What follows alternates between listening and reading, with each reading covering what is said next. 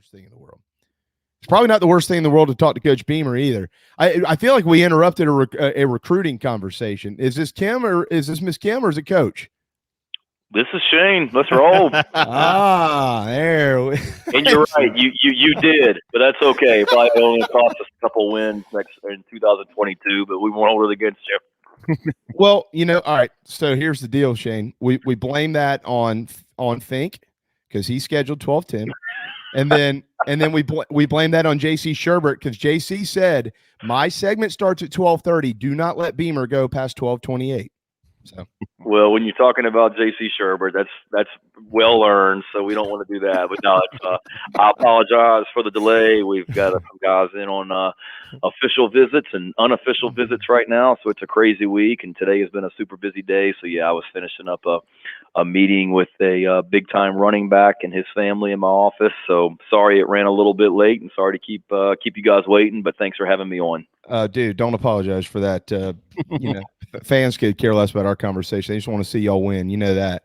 Yeah. I hope you're doing well. Do have some fun stuff to get to with you, Coach. It's been a while. I guess we talked to you not too long after you got hired. So really appreciate you popping on here in the heat of summer.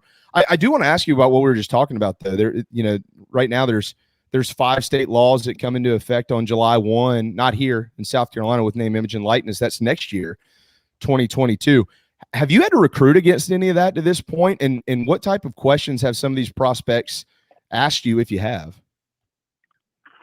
Honestly, we've had I can't even count how many unofficial visitors and official visitors that have been in my office over the last week and a half, and not one time have I been asked a question by any of them about it, to be honest with you. Sweet. I've brought it up in the sense that, it is out there, it is happening, and we are doing everything with our players to be prepared for it, to help them. We actually, it's been in the media that we've hired an outside company to come in and handle a lot of that with our players. They were in our building today meeting with every single player on our team as a group to talk about name, image, and likeness and what it looks like going forward. And we've used it as our advantage, whether you agree with it, don't agree with it, like it, don't like it, it's out there and you better embrace it and be prepared for it. So we've used it as an advantage that with the young men that we're recruiting, and you talk about the city of Columbia and opportunities for our student athletes because they're student athletes at the University of South Carolina, I'll put that up against anybody in the country. We're not a rural, small town with not a lot of opportunities available to you locally. We're not a giant big city where you're competing against, let's use Atlanta, for example. You're not competing against Trae Young and the Hawks and Freddie Freeman and the Braves and Matt Ryan and the Falcons. We're the show in town here at the University of South Carolina, and that's an advantage for us. And we've tried to use it to our advantage with our student athletes and the guys that we're recruiting also. Coach, that's true. It's all true. And maybe one day that show will be in the college football playoff. There are reports out there that maybe this thing could go to 12 teams. Do you support expansion of the college football playoff? And if you do you have a preference of how much it expands or how large? Yeah, good question. I mean, I don't mean to toe the fence, but don't hit me with a shovel, man.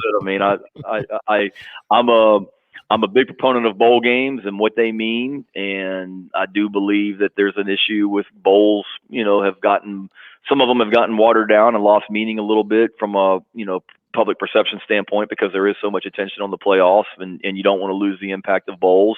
I saw some of the talk yesterday about a lot of chatter about I believe it was a 12-team playoff, which makes some sense as well. So, we follow, obviously, I don't mean to give you the politically correct answer, but we follow the lead of Commissioner Sankey and what we do here in the SEC. I see positives in both of them, and I'm all for what gives our conference the most access to get teams in the playoffs because year in, year out, you guys know this, I know this, people that follow college football know this. When you talk about the level of talent and the number of teams in the SEC that are the top teams in the country year in, year out, I don't want to do anything to restrict access for the teams in this league. I'm all for generating more access to the playoffs for teams in this league, whatever that is. So you're going to hate me after this stuff. You probably thought we were going to talk about, Kevin Harris, and no, we're sitting here talking about all the politics Harris, of talk football. golf. Let's talk. There's all kinds of things we can talk in June. Okay, well let's talk about this then. One of the things that can help you get into the college football playoff is beating really good teams with a really good schedule. So y'all have got a bunch of home and homes ahead, and you've also got the neutral site against your alma mater, Vatech. Of course, you got a home and home with them as well. Is that where this is going? Do you have a philosophy on scheduling? I know Coach Tanner and Chance are heavily involved in that, but do you like the Power 5 home and homes? Do you like the neutral site games? Yeah, I love the neutral site games, depending on where they are. I mean, you want to get into areas that we recruit. So certainly we have a game. We've played games in the past, and we'll continue to in Charlotte. We've played or will play games in Atlanta. That's important to me if you are going to do a neutral site game, for sure, to go to places that are recruiting basis for us. A lot of the future schedules, I found out about them when I got hired because they were already set. But in my conversations with Coach Tanner and Chance Miller in regards to it, I enjoy the home and home. I mean, now you certainly, at South Carolina, you play in the most competitive league in the country against the best teams in the country year in, year out. You also have, the game with our in-state rival that's on the schedule each and every year. So I think you got to be smart as far as how you're scheduling. But we're about, competition in this program and want to compete against the best. And I like the opportunities of being able to do home and homes with other teams and to put wherever that is, whether that's, recruiting more a little bit north of here as we get into Virginia, Maryland, D.C., Delaware, Pennsylvania, Jersey, recruiting up there a little bit more maybe than we've done in the past. And, are there opportunities up there to play teams? Are there teams in this region here in the Southeast that aren't SEC schools that are opportunities? Like, I know we've played NC State in the past, people like that. So we've had some initial discussions in regards to scheduling, but to be totally honest, so many of those things were set or are set years in advance. And I found out about them when I got hired, and that's where we are. Well, I have in-laws in Wyoming. I'd love to take a trip out there and see you do that, but you can't breathe out there because of the elevation. So don't schedule that one, okay? Stay somewhere that's close to the sea. One I think you can certainly cross off the list. No disrespect to Wyoming, but we're not looking to go out there, I don't think. Darren, release that breaking news. They will not be playing not the Cowboys traveling to Laramie. In Laramie. Got it. You mentioned recruiting. How'd it go this weekend? We'll get into some of the other stuff that's happened this weekend. I know you can't talk about prospects, Coach, but it was your first major weekend coming off the COVID dead period. You had, 400 or 500 prospects or so roaming around the facility. How do you feel like it went? It was awesome, to be honest. I mean, it was great to have just be able to visit with players. I mean, we had, for the last year and a half, everything has been talking to them either on FaceTime or staring at computer screens on Zoom. And that kind of became the new comfortable, the new normal. And then to finally stand face to face with a prospect in our building, one of our coaches commented that, man, this is kind of awkward because you're so used to the talking to them on a computer screen. You got comfortable with that. But it's been fantastic. I mean, the amount of student athletes that we have offered scholarships to, not only in the class of 2022, but the class of 2023 and the class of 2024 that have been on our campus and through our facility in the last couple of weeks is is beyond what I could have even imagined. I mean, it's been a fantastic start, having so much talent and great young men and families that have come through here the last couple of weeks. That's been great. The response has been fantastic. From having people on campus and then high school coaches that brought them, that followed back up, had a high school coach that brought some prospects, an in-state prospect yesterday. And he reached out to me last night, the head coach at the high school did, just to tell me that he's been bringing young men to South Carolina for years with multiple head coaches. And that by far, this was the best visit they had ever been on to the University of South Carolina because of the genuineness, the welcomingness, the way that they felt they were made to feel in this building. And that's what we want to be about when young men are here. And that's what we are about. I mean, that's real and genuine, and that's every day.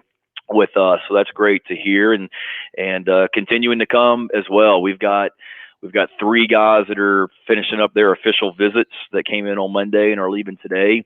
That have been here. We had a young man that was here on an unofficial visit for, he was supposed to stay for an afternoon, and he was having so much fun. He talked his parents into staying for an extra night so he could spend all day yesterday with us. And then this weekend we've got 10 young men and their families coming in on official visits to spend the entire weekend with us. But we got a camp this weekend, 2 of them, and then about 10 other guys that have offers from us that are coming unofficially just to visit. So it'll be a wild, wild, wild, wild Saturday in Columbia, but it's awesome that there's a lot of buzz, there's a lot of positive energy, and that is spreading throughout recruiting, that so many of these young men are hearing about what's going on in Columbia and want to come check it out for themselves and see it. Well, this is what I'm saying, not you're saying, but I'm sure that you probably hope when the guy's like, I love it here, I think I want to hang around for another day or two, it's a guy that you actually want. And you don't want to have to entertain some kid that can't play. Yeah. Instead of I'll tell you what, buddy, you probably need to head on to the next stop and check it out. Yeah. You know what? Keep them waiting. I tell you what, you really need to go see We're Clemson. all for anybody that wants to come in here and spend time as much as they want to be here. They're all welcome. Look, all the guys back on campus, Shane or Coach, and you went through your first spring. Now that it's kind of digested a little bit, you've had some time. What did you learn about not just your players, but about your staff that maybe you didn't know about them before practice started? Yeah, great point. And that's the other thing. Last week was fantastic because it opened up for recruiting. So we were able to get recruits on campus, but then our players came back last week, the returning players and all the freshmen. I mean, the whole team's here for the most part, except for a few guys that are finishing up some academic requirements before they can get here. So to have those guys back was awesome. We had missed them. A lot of those guys were here during the month of May, but a lot of them had gone home and weren't here. And I missed having them around the building, and I know our staff did as well. So to get those guys back last week and be able to see them and spend time with them again was fantastic. It had been quiet in here, and it's a lot of fun in here right now with those guys back. But I think really I learned that in the end, regardless of how long it took and different detours and things like that, I learned that in the end, I got this staff. It came out perfectly, the way that it all came together, the way that we worked, the way that we have fun, the way that we complement each other, the way that they have, our players have connected with the staff. That's probably the biggest thing. And just to have that reaffirmed to me. I had a mom that was in my office this morning whose son is here on an official visit. And she commented, she said, it amazes me that you guys have only been together as a staff for 5 months, because you can't fake genuineness and you can't fake relationships and things like that, she said. And she goes, I'm blown away by just the way that not just you and the 10 assistant coaches, but everybody in this building, the way that you guys work with each other and have fun, and the connectedness that you guys have with each other. She said it's pretty amazing to see in 5 months. That was pretty cool to hear a mom that we just met for the first time 2 days ago to say that about us, and I agree. And I'm excited that they're here with me, that this team's here with me. Obviously, there's going to be adversity and things like that we face along this road. But when you've got a group that's together like that, you can get through those things and come out stronger because of it. 12:30 Wednesday afternoon. Are you okay for a couple minutes, or do you need to go? You can be honest. Tell JC. Yeah, tell JC. You guys will let him on when we're ready to let him on. Okay. I promise you, he's watching because he hasn't jumped into our waiting room yet. Hey, he's got a full hour, Shane. He's fine. He'll be just fine. He'll be okay. What's most important this summer for your club? And you know, it's hard to ask head coaches this question, because I know that some are honest, and you're honest. I know you are, but sometimes everything's concerning. But is there one thing that is most concerning as the season's approaching? As far as this summer, I mean, we've got we have got, like every program, and we've got to attack the weight room. We've last year with COVID and South Carolina transitioning to a new strength coach that Coach Muschamp hired. They really didn't get the year of training that they needed. And then going into the season with everything that was going on with COVID. So it was this case in January, and it's this case right now in June. We've got to get stronger, and we've got to get bigger. We've got to get continue to practice or train to play physical. So that's critical in the weight room this year, probably more so than any other for us, just because it's year one. And spring practice went really well, but we've got to keep our team healthy. And there were way too many injuries here in the past for different reasons. We've got to keep our guys on the field, and that starts with what they're doing in the weight room. That starts with how they're taking care of their bodies on and off the field, what they're doing in the training room from a preventive standpoint. That this summer is critical for us to prepare our bodies to withstand the rigors of what we see each and every week in this league. And so that's priority number one for us as we get into it. And then we've got some young guys that we've got to bring along quickly that weren't here in spring practice that just got in, whether it be transfers or incoming freshmen.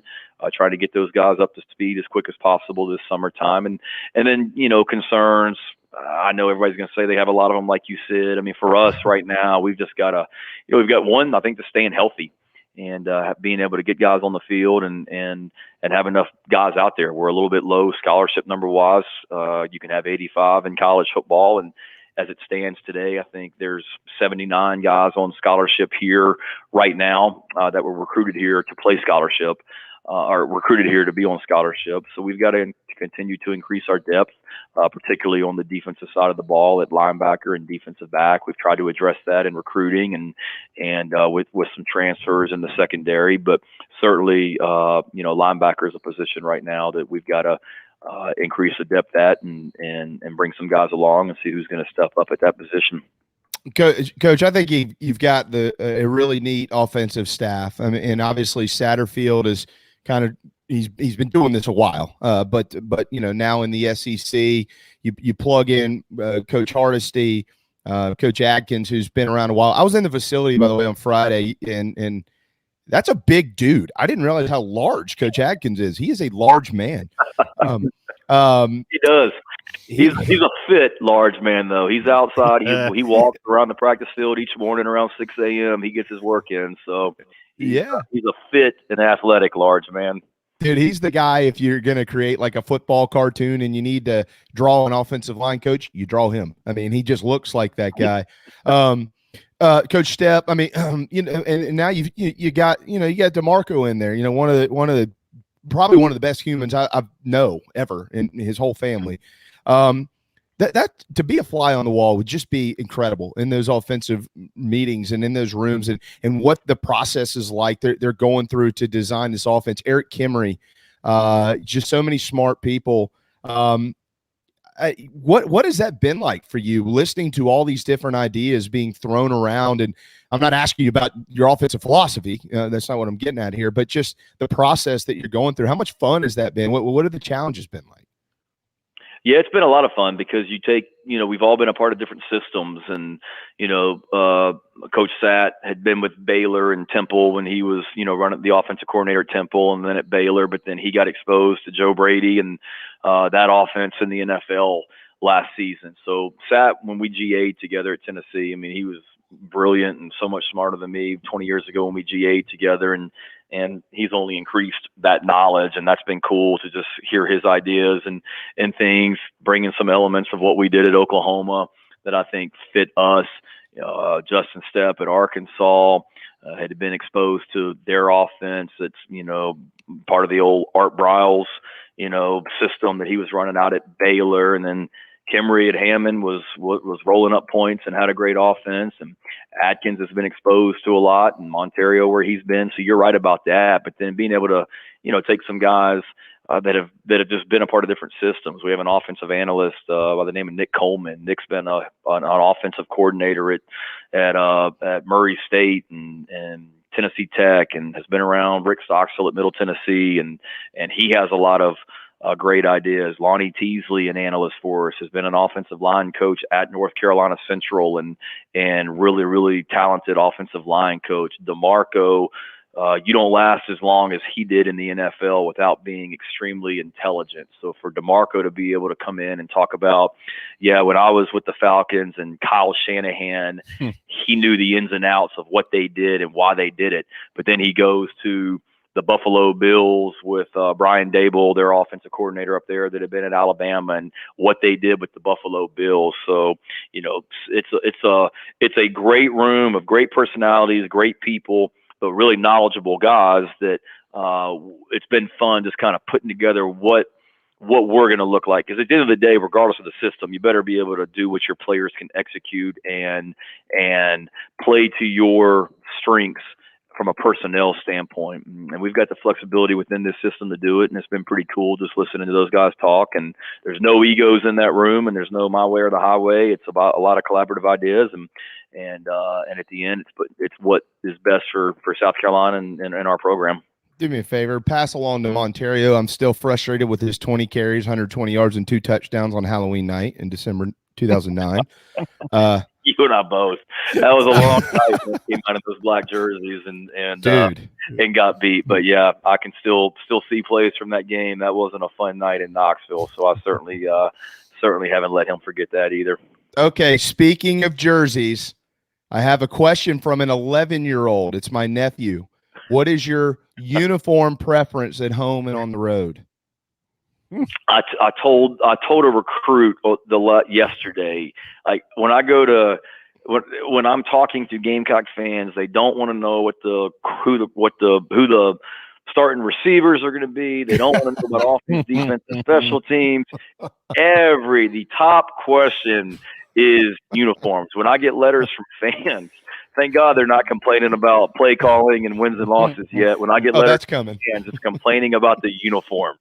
So I would ask the 11-year-old, like, what's his favorite? Because no matter what I say, I'm going to upset about a third of the fan base.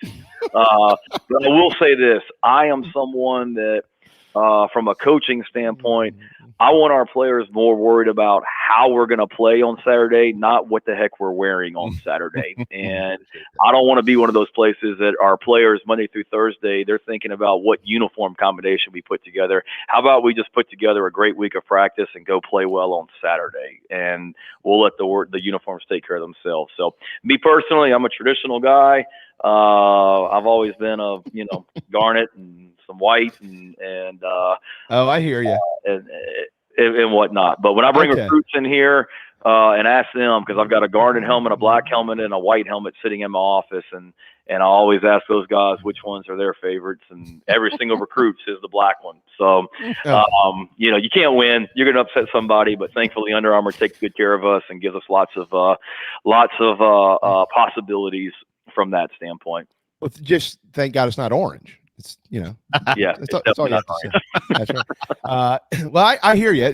Here's what I'm hearing. I'm hearing the big game garnet is coming back. So we'll leave that there. All right. I'm just kidding, Shane. That's I hear you. No, you're good. You said it, so I didn't say anything. Okay, I'm just kidding. All right, we're gonna let you go in just a second. I want to play a quick game with you. Do you like games? I like games. Okay. All right. There was hesitancy in that answer. All right. This is the word association game. I give you a word or a couple words, and you give me a word or a couple of words back. Not a full sentence, not a paragraph, just a word or two. Okay. All right. You got it. All right. Okay. Luke Doty. Athlete. Ray Tanner. Great ally. Great ally. Well, when you think of Ray Tanner, I think of like phenomenal baseball coach. I know. Great ally, great leader for our athletic department. So you can go a lot of different angles. I think of him as a baseball coach because I've been able to. It's been fascinating just sitting in his box at some of the baseball games and sitting there and just trying to listen and learn from him, talk baseball and decision makings and things like that. So that was the first thing that popped in my head. But then I'm like, if I say baseball, that's not doing him service as an AD. So great ally is what I would say. And if I can back up, I think of Luke Doty as a great athlete because he is a great athlete, but he's going to be a fantastic quarterback for us too. So please don't misconstrue that as he's an athletic quarterback that can't play quarterback. He's a heck of a quarterback that just happens to be a great athlete. I met him last weekend, Coach, and I was telling Mike Yuva and Colin Taylor the other day, for whatever this is worth, he reminded me of you. Just it is just his personality, just very. Well, just let's go. You know what I mean? Let's just go do it. Let's have a good day. I would take that as a compliment. I love everything that Luke Doty's about, and I'm glad he's our quarterback on and off the field. All right, we're not done. Hold on. Steve Spurrier.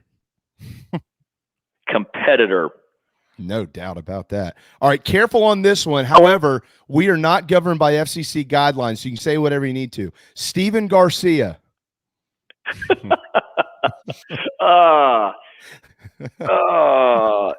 That's good enough. Great, entertaining and great spirit. That's well said. Mm-hmm. Nice work there. How about Nick Saban?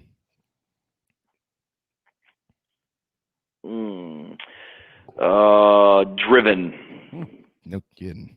He's gonna have about 15 more national championships before it's all done. And 20. When's his contract over? 2049. Frank and Cheryl Beamer. Ooh, extremely supportive, great people, and obviously they're and genuine. What you see is what you get with them. And I know they're my parents and I'm biased, but anybody that's ever come across them would tell you what, just take the football part of it out of it. Just great people and genuine people that success has never changed. I don't doubt that. You can see that. How about Emily Beamer? Man, I know you're not going to like me. You're never going to do this again. I get it.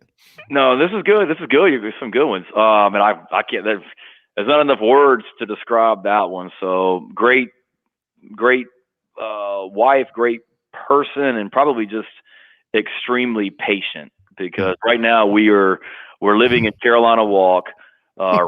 I'm literally 200 yards from my office. We've got a family of 5 and a dog living in a 3-bedroom condo right now, 200 yards from where I work. So for her to be running our family while I'm over here in this building working each and every day, she is a rock star and a warrior. So I think patience and loving definitely come to mind on that one for all she's doing for us right now. Why don't you just send some of them over to DeMarco's condo? He's living like a bachelor right now. He's got room. Over there, we need to send some over that way and let him he's obviously got his own children in Atlanta, but just to keep him sharp from a parenting standpoint, I'll send my crew over there. You're right. What about your crew? Sutton, Olivia, and Hunter Beamer. Mm-hmm. What? Oh, I'm sorry. They are one word. Doing great. Are we still a word association? Oh yeah. Sorry about that. Yeah, I got off track here. Man, supportive and wide open. They literally were just over here this morning hanging out, and my son loves coming over here and just running around the building and playing with the players and throwing the football, and they're all into the different activities. So I think wide open would be the word to describe all those guys right now with the way that they're enjoying life in Columbia. But so I'm biased, but great kids, and hopefully handle themselves the right way around people. No doubt. I have no doubt they will. All right, final one, and then we're going to let you go. And please apologize to Fink for me. I don't need a nasty gram from him. Final one. Yes. Williams-Brice Stadium. Williams-Brice Stadium. Electric, rabid, deafening.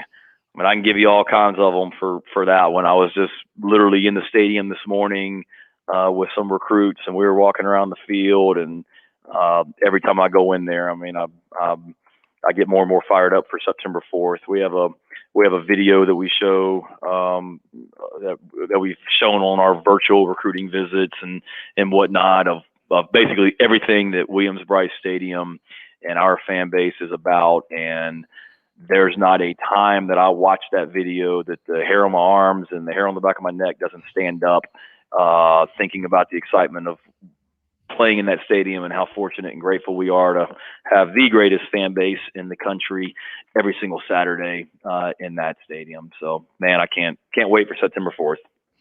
Nobody can, Shane. It's coming quickly. A 7:00 kick against Southern Eastern Illinois, excuse me, Sure. at Williams-Brice Stadium. It'll be here before long. I really hope that we get a chance to catch up again. I know that you're very busy. You've been very kind with your time today. I totally understand you squeeze this thing in, and I'll send Steve an email on that as well. Thank you so much. I'm sorry we interrupted your recruiting visit earlier, Coach, but we're really glad to have you and really glad that your family's doing well, and really, really, really appreciate your time. Please just let us know if we can ever do anything for you. No, you got it. Thanks for having me on. Sorry to keep you waiting, and love visiting with you guys. So look forward to doing it again soon. Yes, sir. Thanks, Shane.